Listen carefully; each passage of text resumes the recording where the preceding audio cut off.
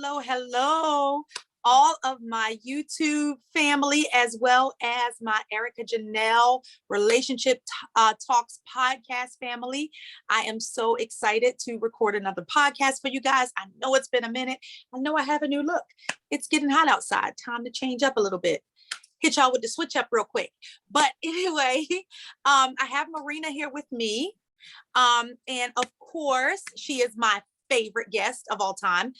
So we're going to be talking about something that I think many people don't really talk about or realize when it comes to being ready for relationships and the healing process. And what that is we're specifically going to address how when you are in a place where you're not healed and you're not whole, a lot of times you will attract the very thing that you are. So if you're broken in whatever ways, you'll end up attracting broken people. It's kind of like that saying, hurting people hurt people. Mm-hmm. But we're going to also talk about, different things and different challenges in relationships, what it means when a person says no, how you need to just believe them when they say no, just all different kinds of relationship issues that we're going to address. But I want to focus on the importance of healing in order to be able to attract the right type of partner. So without further ado, hello, Marina. By the way, guys, she has let me call her Marina Kalandriva for like ever. And her last name is Kalandarova. And I don't appreciate it. Because I hate when people mispronounce my last name or my first name. And she's let me do that. So we've been friends, like we're super close. And she let me do it. She's like, what you say, it's so sexy. Yes, exactly. I'm like, wow, my last name never sounded so good. Well, without further ado, hello, Marina. How are you? Hi, love. Well, so I want to just dive right in as per usual. I want to start talking about the importance of healing and how when you're broken, a lot of times you'll attract brokenness, like broken people. It's kind of like, and I'll use myself as an example. As many of you guys know, when I went through my first marriage, I had a lot of challenges and a lot of issues with my self-esteem because my ex-husband would tell me how I was too fat and I wasn't pretty enough and how he cheated on me because I wasn't good enough and all of those things. And so, of course, it took my confidence down several levels because he was the one person that I thought, loved me for who I was. And I didn't feel like I ever had those issues with being insecure until, he started cheating. And, I don't even really blame him for cheating per se. We got married at 18. So we didn't even know what the heck we wanted at that age and that stage of our lives. But it was the way he handled what he did. And it was the fact that we could have talked about it. We could have worked through those issues, but instead he decided to be manipulative and a liar and a cheater and just a lot of other things. But this is not about him. When I was dealing with that relationship and coming out of that relationship, I had been going to therapy and had done some healing, but I didn't realize how broken I still was. And just because you're over that relationship doesn't mean that you are no longer broken or you don't still carry some of that pain and some of that baggage from that past experience. So when I met my second husband, who was somebody I wasn't physically attracted to when I met him, I wasn't really, he definitely pursued me hot and heavy. We were friends and I was cool with being his friend, but I think because he showed me something that my ex-husband didn't show me, I was so broken that I was attracting that and not even realizing that he was still broken. My second husband was broken in so many different areas as well. He was definitely battling and struggling with depression, and he definitely had some issues with anger and some things of that nature. And so in my mind, I knew some of these things and I'd ignore those red flags. Again, super young when I got married to him. I was only 26 and I was married to my first husband for 7 years. So I got married right back to my second husband. So it was like not a whole lot of break in between. And so brokenness, I was broken. So I drew in a broken person. He had anger issues. He was dealing with self-esteem issues, depression, and all of those things. And I saw some of those signs. And of course, nobody told me that stuff. I was young. I I didn't have a lot of experience, and God knows I didn't have any examples that were my age or even in my family, for the most part, except for some of the older family members that could give me an idea of what marriage was supposed to be like, or what to look for, or what red flags to avoid. I didn't know any of that stuff back then. And so when I saw some of his brokenness in the early parts, I didn't see the anger until after we were married, but the depression and things of that nature, not feeling adequate, I saw those signs early on. And in my mind, I think I wanted to rescue him. Like, I had this broken bird syndrome is what I call it. And I'm naturally a person that wants to help people. I mean, I do it even now with what I do for the nonprofit, for this channel, for my YouTube channel. Everything that I do is about helping other people. I mean, I'm in HR. I help people for a living. That's my calling. That's what I'm supposed to do. But it was kind of like, I always felt like I could fix him. Yes. And I attracted that brokenness because I was still so broken. I didn't realize that I still had so many issues and baggage from this, the issues that I had with my self-esteem, and the issues that I had with, all of the things that my ex-husband said to me, and how he treated me, and how he made me feel like I wasn't good enough. So I brought all of that baggage with me into this second marriage with a person that also had baggage, that hadn't done healing. And how could we have made it? I'm surprised we made it for 10 years because it was a disaster. But we did it. I stayed in it for 10 years because I made a commitment to God to fight and to, go through that process in my marriage and believe God for it, just like I did in my first marriage. But I say all of that to say, it's so important to take the time to do your healing, because if you try to step into something when you're not whole as an individual, you will oftentimes find that you draw that same type of brokenness. Even if it's not the same kind of brokenness, you'll attract somebody that's just as broken. I've seen people that were had very low self-esteem that attracted people that were like overly controlling. So that initially the person with low self-esteem is like, oh my God, this person likes me. They think I'm cute. They think I'm great. They think I'm fabulous. Not realizing that person is like, oh, you can't wear this. Oh, you can't do that. Oh, you can't go here. You better do this and you better do that. And it's like, you don't realize that your brokenness in that area attracted something in you, attracted that type of broken person. And so it's important to do the healing in order to kind of avoid those things at all costs. What is your opinion and experience with this?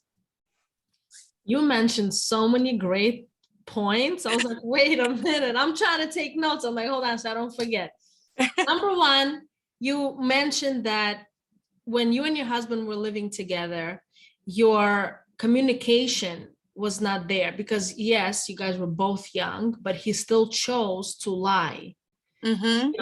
And that's one of the major reasons why if I don't meet the right one, like me, like us, who can communicate, because even if I'm in a relationship and I later find out that that person doesn't have it, or I find out that in the past he was just a jackass to everybody, I'm just going to be so scared to continue having a relationship with that person, because if that's how you was before with everybody, I'm going to think twice, because I know it's going to come back. It's just who you are.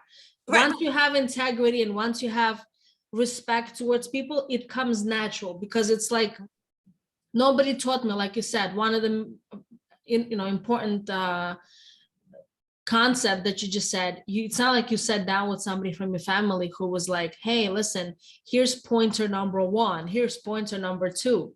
Who can tell you if they don't know themselves? And the only thing they know is what we know. And now we're trying to fight everything that was taught to us. So, communication is important, but if the person doesn't have it, they will choose to lie. And unfortunately, the third thing that you said that kind of like went from 1 to 2 to 3 was, why are we trying to fix them?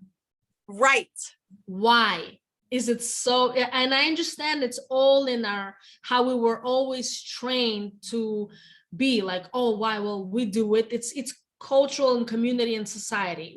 That's why men are always in control historically, not women, right? Women are trying to be on top and men are always there and whatever. But you could take the same thing that's happening in society back into our houses, because that's our little society. Men Mhm. are always in control. We're always trying, we're hurt. We don't get the same respect. Of course, not every family, but we're always trying to fix them. Like it's our fault. It's not our fault to Or fix our them. responsibility. It's not our responsibility either, because Right. we were never moms before. We were never married either. So why is it okay for you to run away from responsibilities as if it's not, as if I'm okay being and swimming in it? It's not. It's very, very hard. So Yeah. go ahead. And with that being said, I feel like, you know, we as a society have to get to the place where we understand that we are all individually responsible for our own healing Mhm. and our own decision making. Like, I can't blame myself for him cheating, No. especially when we had a healthy sex life. You know, I took care of the household. We had fun. We didn't have a bad relationship when he started cheating. It wasn't like we were having issues. There was something that he didn't feel as though he was getting, or something that he was missing, but No, he didn't running have away the from ability to responsibility. communicate. Yeah, Yeah. he didn't have the ability to communicate it. If he would have talked about it, then maybe we could have tried to figure something out. Or maybe we could have just said, you know what? I agree. We got married young. This was a mistake. Let's just go our separate ways. That would have been the mature thing to do. But Exactly. it is what it Instead, is. you're Mhm. broken. We're already feeling disrespectful, because I remember when I was in my marriage, I was so disrespected that he didn't notice, because in his mind, I wasn't doing enough. So he was always running away from responsibilities, as he is now. That's something that it's just who he is, right? Yeah, But that doesn't mean exactly. that I have to pay the price for it. Our marriage was so toxic that Mhm. I didn't know what had to happen that for him to walk away. And finally, it was the karmic lesson and everything else, but finally he walked away. But before that time, I'm changing myself. I'm sacrificing everything. I'm not being understood. I'm being put down, disrespected. And until Right. everything explodes in whatever direction, what did we do so far, up until that moment? We sacrificed everything for him, Mhm. for our partner, feeling guilty, feeling bad, feeling not good enough. What else can you do? You cannot grow an extra arm to do more things, but that's not what they want. They don't really care, because they were not from the get-go trained and taught to be a responsible Oh, partner. sorry. That's fine. Sorry, guys. My light went out. Give me a second. Just like the marriage and just like the relationship, the lights went out, that's it, gone. It happens for a reason.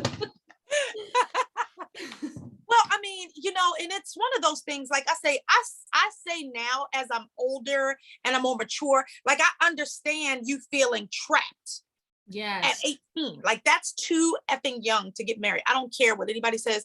Yes, there are some success stories. I personally don't believe anybody should get married before 30, because I feel like you still are trying to learn yourself, kind of trying to figure your way out, trying to learn and navigate through adulthood, whether you want to go to college, kind of get your career off the ground, get your finances, travel to work, whatever it is you want to do. I feel like a lot of times you haven't even scratched the surface of that until you hit 30. And that's my personal opinion. Everybody doesn't have to agree. There's my light again. Sorry, guys. But I say that to say, we have to take some level of, even in a situation like that, where we were young and you felt trapped or whatever. I don't know what his reasoning was, or it could have just been, I just wasn't it for him. I just wasn't his person. And that's fine too. As a grown woman now, at this point in my life, sorry, I don't know why this keeps going out. As a grown woman at this point in my life, I understand that not everybody is a good fit. So just because, you clicked in the beginning at 18 doesn't mean when you turn 25, your mindset is probably totally different. You probably desire total different things.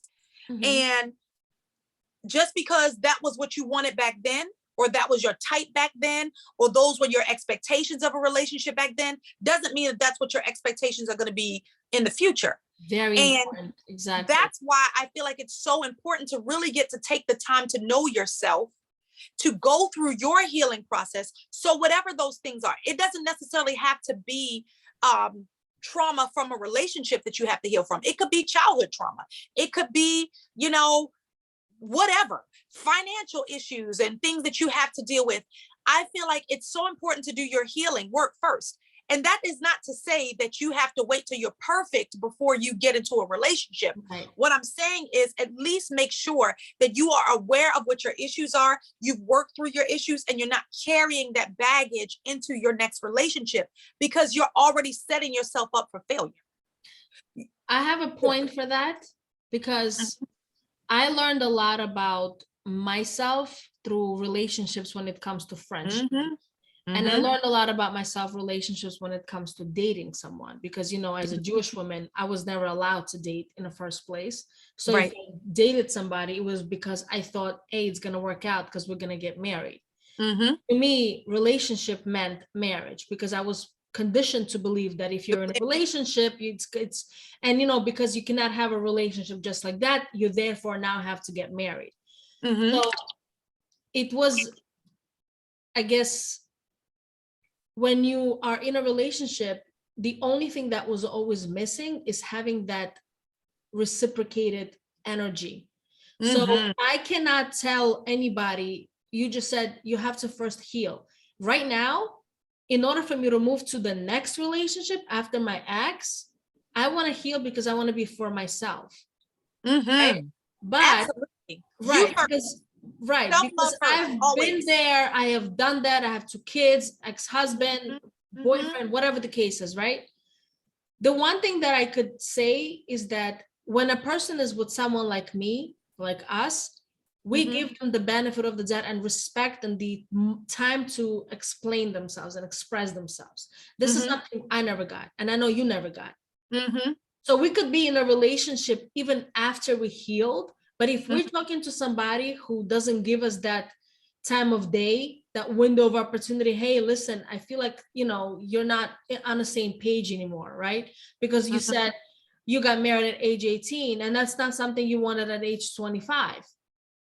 So communicating with someone who doesn't care about or realizing, because, when I used to tell my husband, I don't really want to be with you anymore. And he's like, no, that's not how that works. What are you going to do? Everybody's like, well, what are you going to do?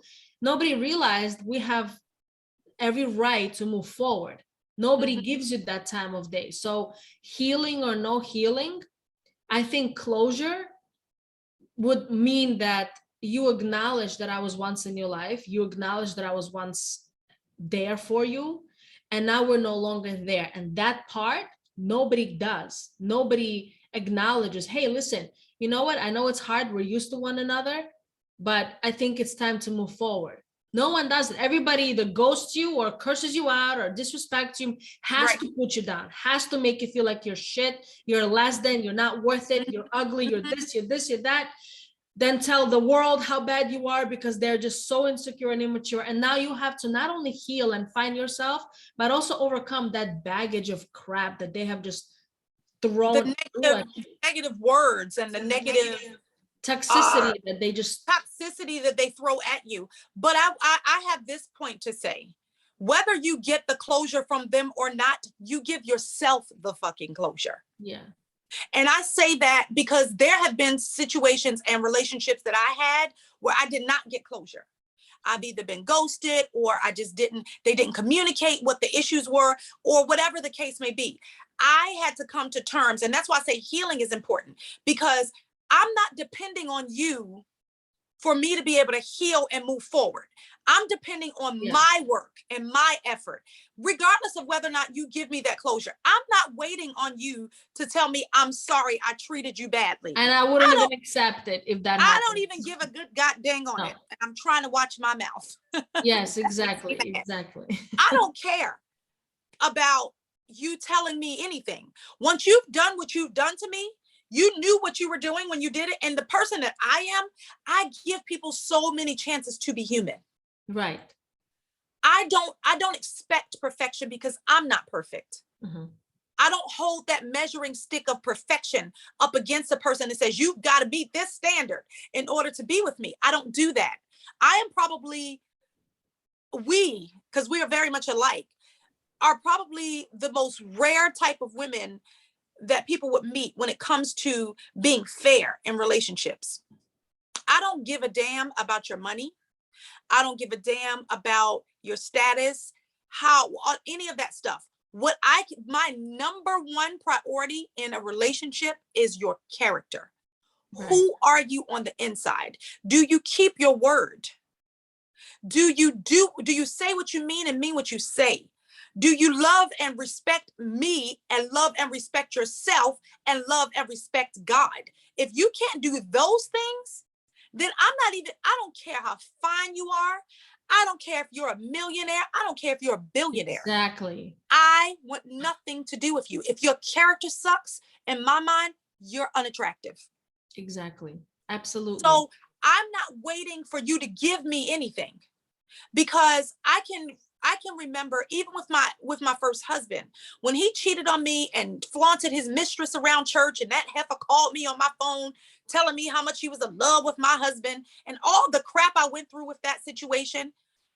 And the 5 years I stood in faith and believed God for my marriage to work, I never got, I'm sorry. Wow. Not one time have I gotten, I'm sorry for what I've done. And it wouldn't make a difference. And it wouldn't have made a difference. So you know what? The closure came from within. I Right. gave myself closure. Right. I said, it is okay for me to move on and to let go, because you know what? I can honestly look at God, look and stand before God and say, I did everything I knew to do to make this marriage work. But at the end of the day, I was not what he wanted. And it's okay that I'm not what you want. It's okay that I'm not who you want to be with. It's okay. It's not a bad reflection of me. It's what it is. Right. And it took me years to be able to get to that place. And I'm not saying that it's easy, but I'm saying just don't wait for the closure to come from that person. You do it within yourself, because you're not going to always get that. It's not always going to be an amicable or a fair fight.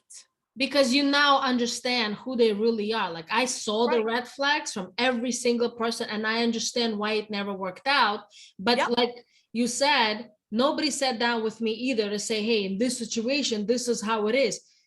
You just learn. But I'm like, wait, but even though no one taught me, I still understood to give them respect. Right. Because that's who your character, again, it goes to character. Right. It's your character. Your character is to be fair, to treat them with respect, to be honest, to have integrity, to love them, and to do the right thing by them, even if they're doing the wrong thing by you. I know for sure my first ex-husband was a serial cheater. Now, my second ex-husband, I can't prove that he cheated, but he definitely had some inappropriate text messages coming from a female that I happen to see. And I'm not even the kind of woman that goes through her phone. Like, I don't even do that. Like, if I feel like I got to do all of that, we're breaking up. Like, I'm done.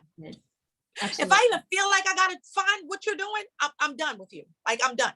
I don't do it. I'm not going to play Inspector Gadget, which, by the way, I could be the best private eye ever. Okay. If I wanted to be, but I refuse to do that. I don't want to. I'm not interested. But regardless, I never got that from him. Now, his mistress apologized to me, but she apologized to me in a way that was not even sincere. I am so sorry that I'm in love with your husband. Bitch, bye.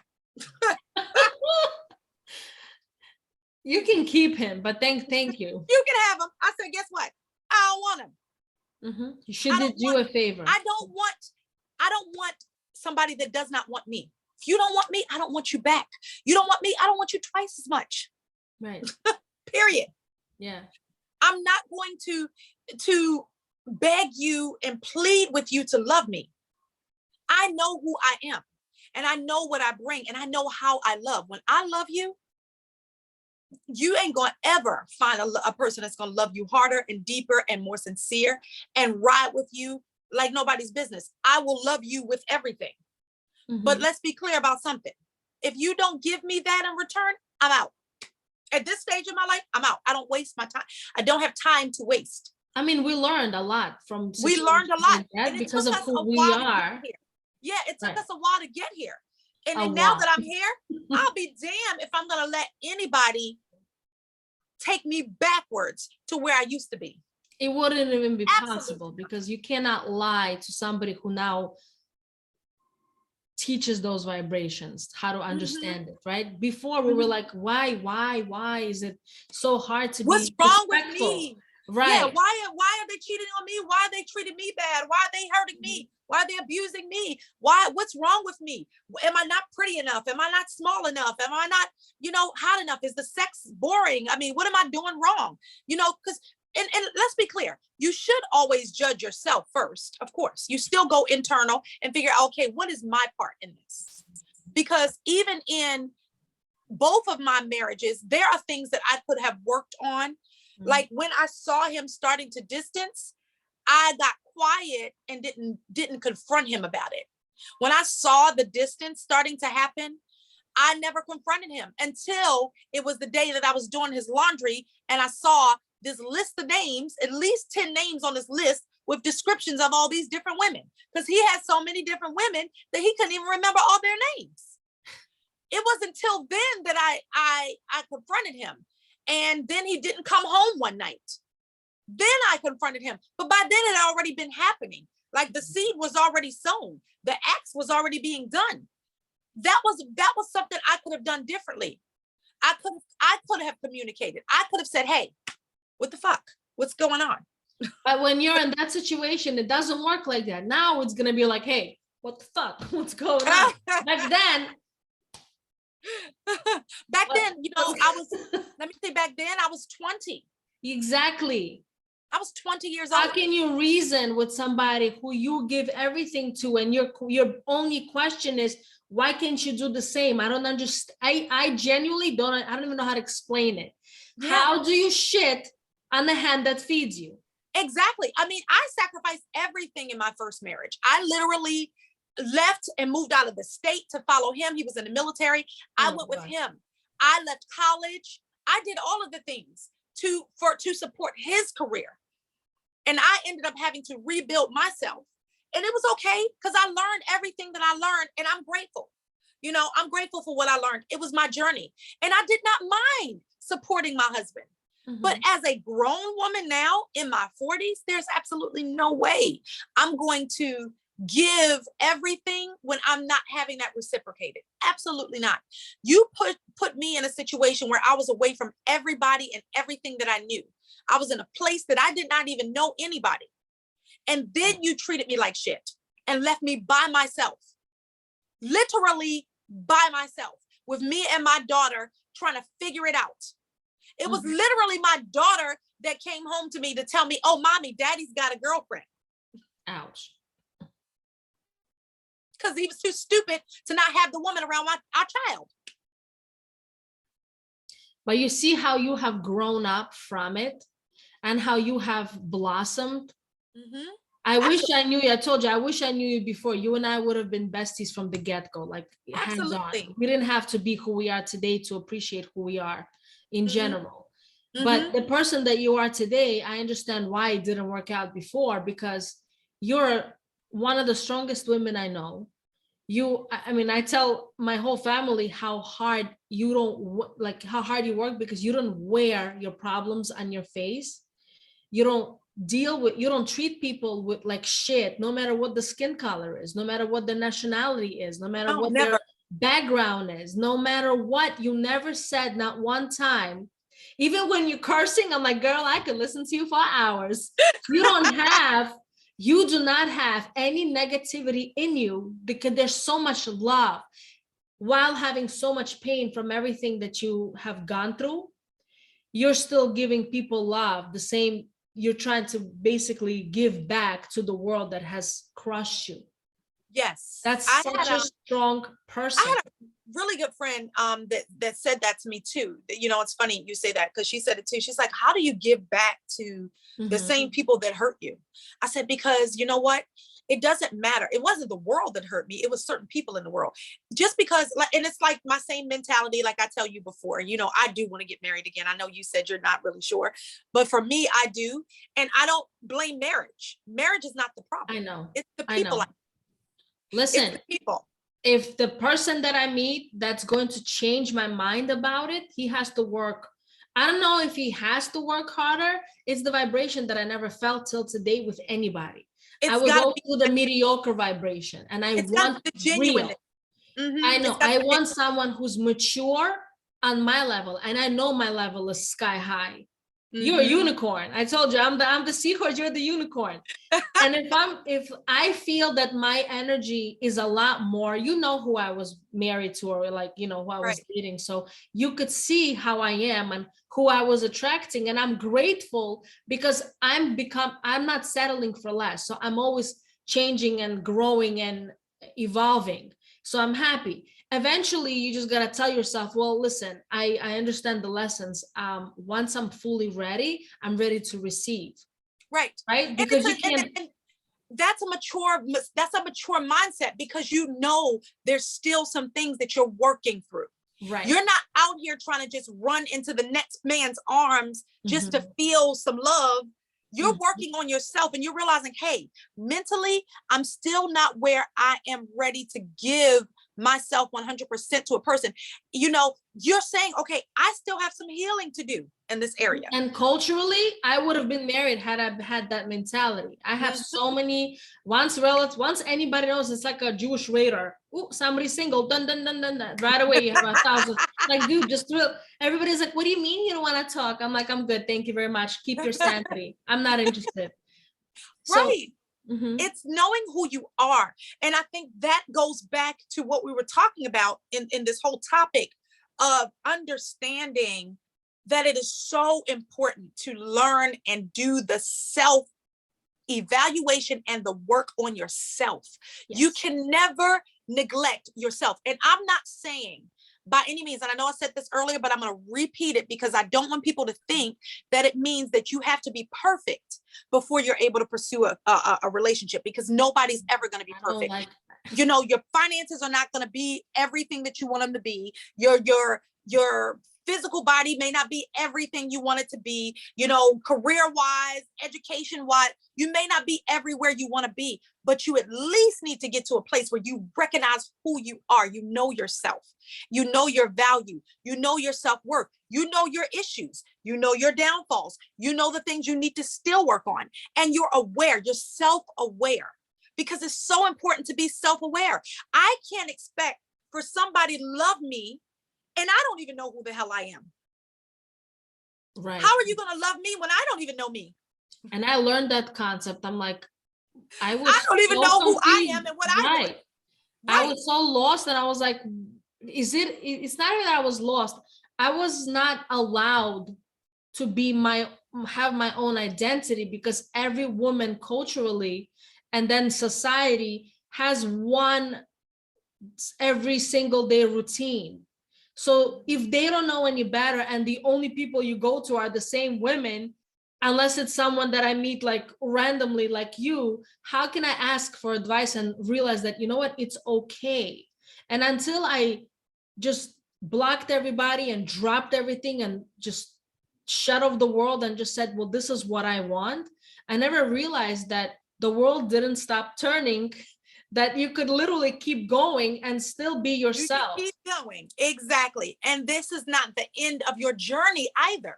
No. Just because if that was the case, you know, people are like, oh, well, you know, you had 2 marriages. Yeah, I had 2 marriages. And I'm proud to say that I learned and I became the woman that I am today because of the relationships and the marriages that I had and the journey that I've had to go on. It made me who I am. It developed my character. Did God have to use those things to help me get to where I needed to be? Probably not. God is God. He could do anything. But at the end of the day, that was my journey. Those were my decisions. Inevitable journey. God ordained decisions, you know, but he used those things to teach me the things about myself that I didn't even know. I didn't even realize that my standards were so low. Right. There were no standards. You're just like, I had no okay. standard. I mean, I had what I thought were standards, Right. but I had no idea that my standards were low. And now it's funny because like guys will approach me on the street and they're like, hey, you know, blah, blah, blah. And I'm like, you can keep moving. Goodbye. You're not where no, you're not. Goodbye. Yeah. Because I know what I want. I actually know who I am. I know what I want. I know what I want, the kind of man that I want in my life.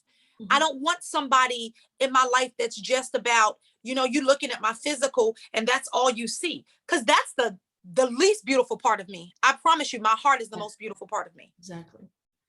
My heart is the most beautiful part of me. The way I love is the most beautiful part of me. How I want to help people and serve and give. That is the most beautiful part of me. This stuff, that fades.